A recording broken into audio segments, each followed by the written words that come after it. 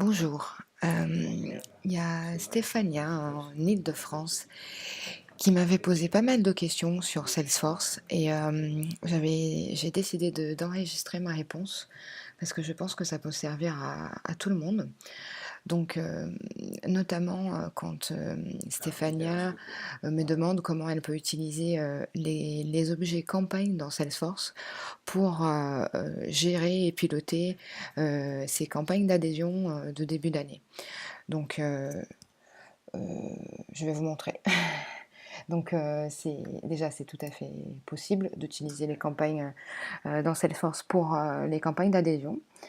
Donc, la première chose que Stéphania voulait faire, c'est donc faire un rapport euh, des, des donateurs et actionnaires en Île-de-France qui n'étaient pas adhérents.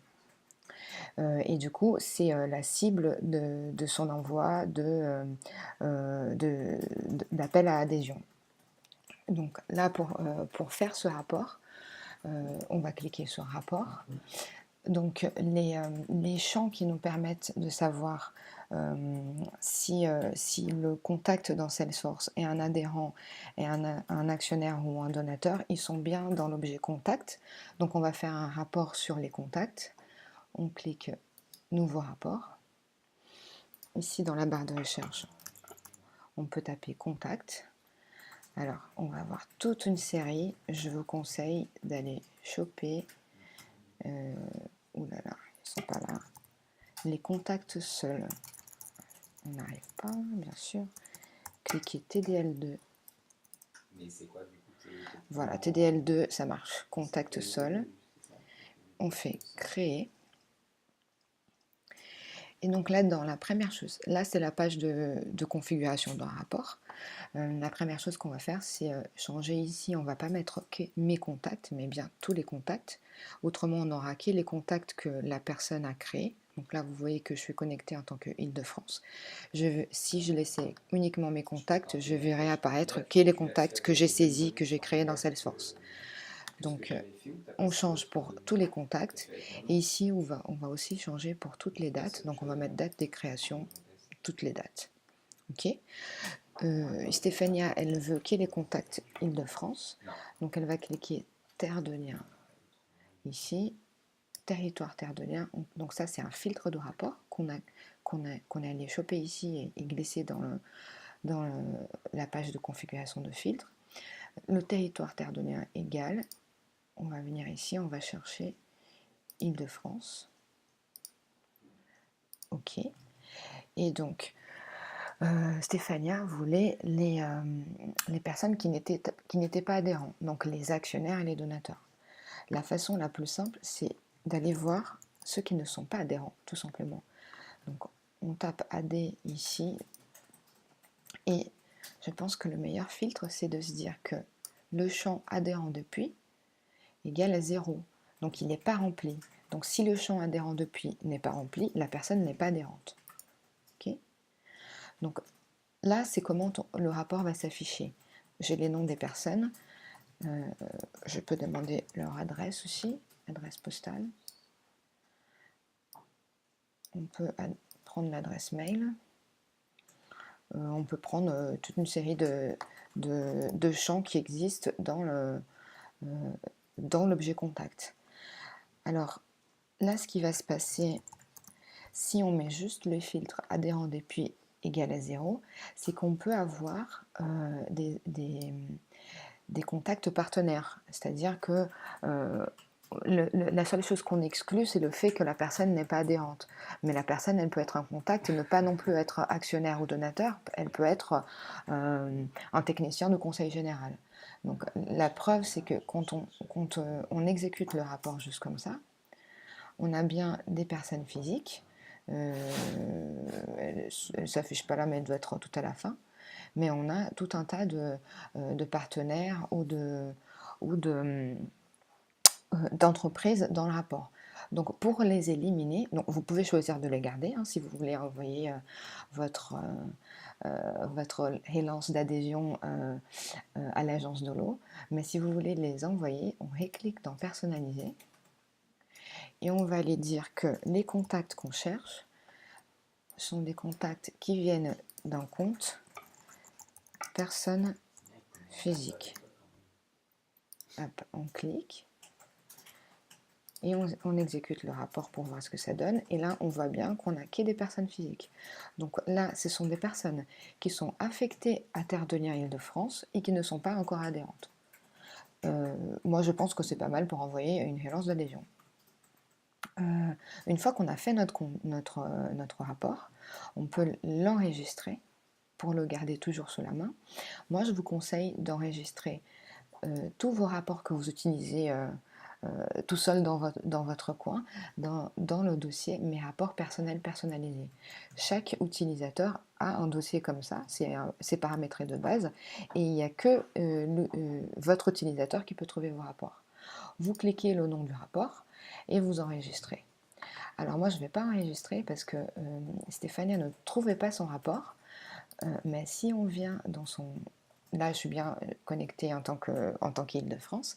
Et si je viens dans le fichier rapport et que je clique Mes rapports personnels personnalisés, je vois bien qu'elle avait déjà fait un rapport membre IDF non adhérent 2018. Donc pour sa campagne d'adhésion. Voilà, elle avait oublié où on l'avait mis. C'est normal, moi ça m'arrive beaucoup aussi, mais il est là son rapport. Donc, une fois qu'on a le rapport sous la main, ce qu'on va faire, c'est qu'on va vouloir ajouter toutes ces personnes à notre campagne, à notre objet campagne dans Salesforce, pour pouvoir piloter la campagne d'adhésion. Pour pouvoir ajouter des personnes à une campagne, il faut créer une campagne. Donc là, encore une fois, Stéphania avait créé déjà une campagne. C'est sa campagne de Vaud 2018 TDL Île-de-France, où elle avait mis tous ses contacts, 3746. Vous allez devoir vous-même créer une campagne si vous voulez faire pareil. Donc, il faut juste cliquer dans campagne, nouveau. On va mettre campagne test Gabi. Il faut bien mettre actif, ok. Type de campagne, moi je pense que là c'est du traçage collecte. On peut ajouter cette campagne à une campagne principale, une campagne mère. C'est-à-dire que vous pouvez faire par exemple une grande campagne d'adhésion Bourgogne-Franche-Comté, on va dire, et tous les ans venir ajouter à cette campagne la campagne 2018, 2019, 20. Donc c'est juste une question d'organisation. Vous pouvez mettre une description si vous voulez. Tous les autres champs ne sont pas obligatoires. Donc après, vous pouvez mettre une date de début, une date de fin, mettre des coûts, mais bon, pour l'instant, on enregistre.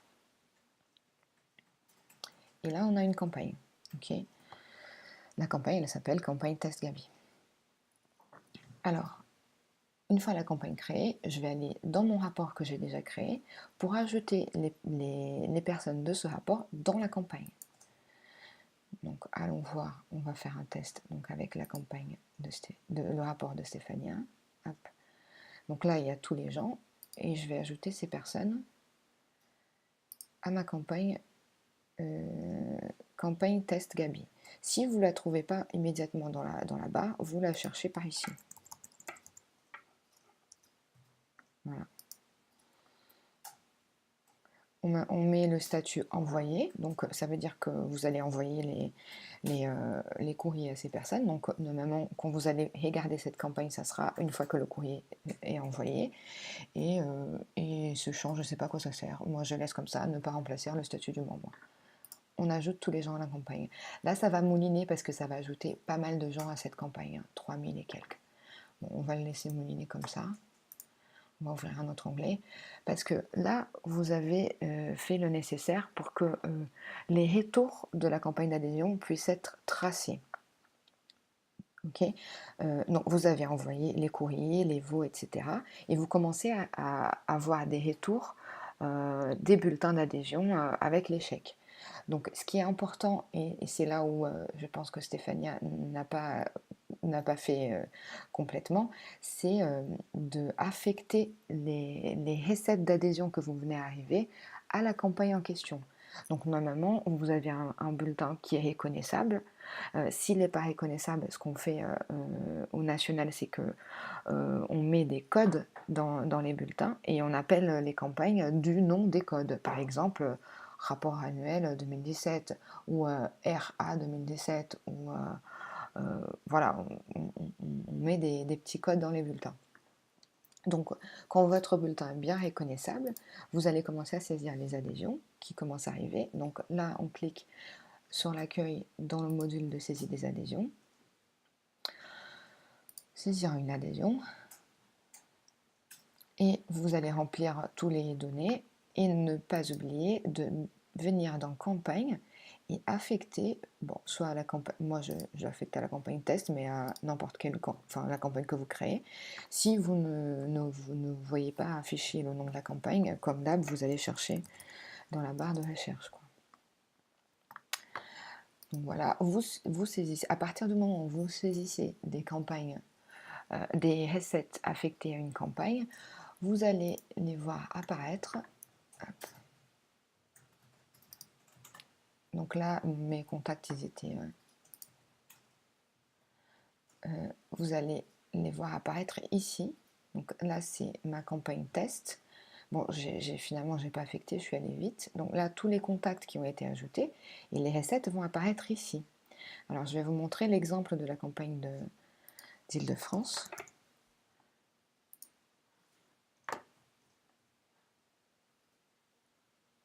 Donc là, je vois que Stéphania a affecté 2 recettes à la campagne uniquement. Alors, je viens de voir que j'ai eu 2 campagnes qui viennent d'apparaître. Alors, elle a créé 2 campagnes. Peut-être que sur celle-là, là, j'ai plus de recettes. Là, je pense qu'elle a... Ouais, là j'ai plus de recettes. Ok, il y a eu une erreur d'utilisation des campagnes. Elle a utilisé en autonomie et c'est très bien. Mais là, ce qui s'est passé, c'est qu'on a des recettes affectées à 2 campagnes différentes. C'est pas grave. On va voir comment elle va récupérer ces recettes pour faire un rapport et savoir combien de retours elle a eu sur cette campagne. Donc là, on va refaire un rapport. Maintenant, ce qu'on veut savoir, ce n'est plus dans l'objet contact, mais c'est dans l'objet recettes. Donc les recettes d'adhésion, on va faire un nouveau rapport. Ici, on va à nouveau faire TDL2 recettes, il ne veut pas. Là. C'est où?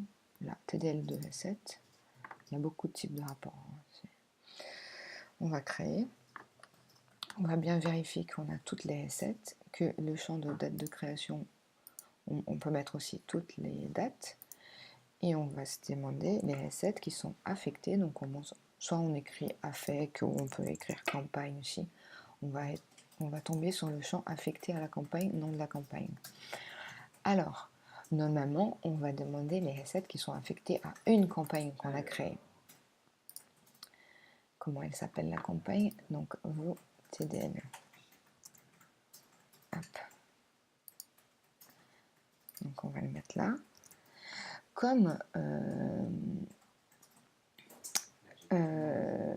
Stéphanie a créé 2 campagnes, je pense qu'on peut demander à ce que ça soit affecté aux 2. On va voir.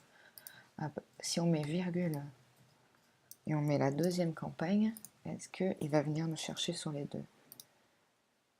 Ouais, visiblement ça a bien fonctionné.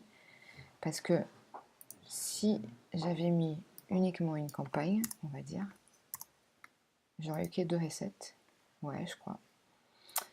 Donc, ok, on va bien mettre les 2, et comme ça, elle aura toutes ses recettes affectées à ces campagnes. Et là, c'est bon, normalement, j'ai des recettes. On va paramétrer l'affichage du rapport pour avoir les données qu'on veut regarder, on va dire. Déjà, on va mettre le montant, bien sûr. Donc, montant versé à la T. Non, c'est pas ça, pardon. C'est montant de l'adhésion. Hop. C'est ça.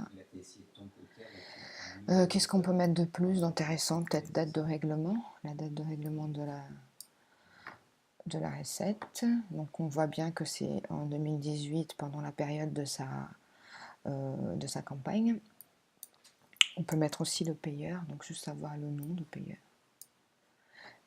Et le territoire, hop, histoire de voir s'ils viennent bien tous d'Île-de-France. Et Si toi, tu l'autre chose qu'on va connaissais faire qui est important, c'est on va venir dans le champ de chose montant. avec la toute première méthode, On va et toi, demander à tu sais résumer le champ pour avoir la somme des recettes. que Donc on va demander la somme et aller la moyenne pour savoir en moyenne combien ils ont collecté. On va cliquer et après on va exécuter.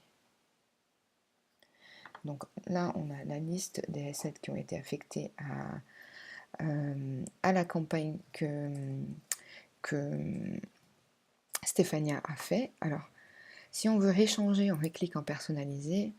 Je veux bien rajouter le champ affecté à la campagne, juste pour être sûr que les recettes sont bien affectées aux 2 campagnes qu'on a demandées. On exécute, donc on voit bien que d'abord elle a affecté les 2 premières à une campagne et le reste à une autre campagne, les 2 étant sa campagne des vœux. Hein. On voit la somme de ce qui a été collecté et la moyenne, 42, ce qui est pas mal, c'est plus qu'on pourrait attendre une moyenne de 20 € environ. Hein. Donc c'est cool, donc là c'est son rapport qui lui permet de savoir combien elle a collecté sur cette campagne. On va l'enregistrer, donc dans mes rapports personnels personnalisés de Île-de-France. Le nom du rapport, on va mettre retour campagne vœux 2018. On enregistre, on revient. Et normalement, si on va dans rapport, mes rapports personnels personnalisés, hop, ils sont là. Et elle peut les voir. Si elle veut masquer les détails, elle a juste la somme, donc 30 enregistrements, 1270 € collectés pour une moyenne de 42 €. Voilà, bah j'espère que la vidéo va servir à Stéphania et à d'autres. Bisous!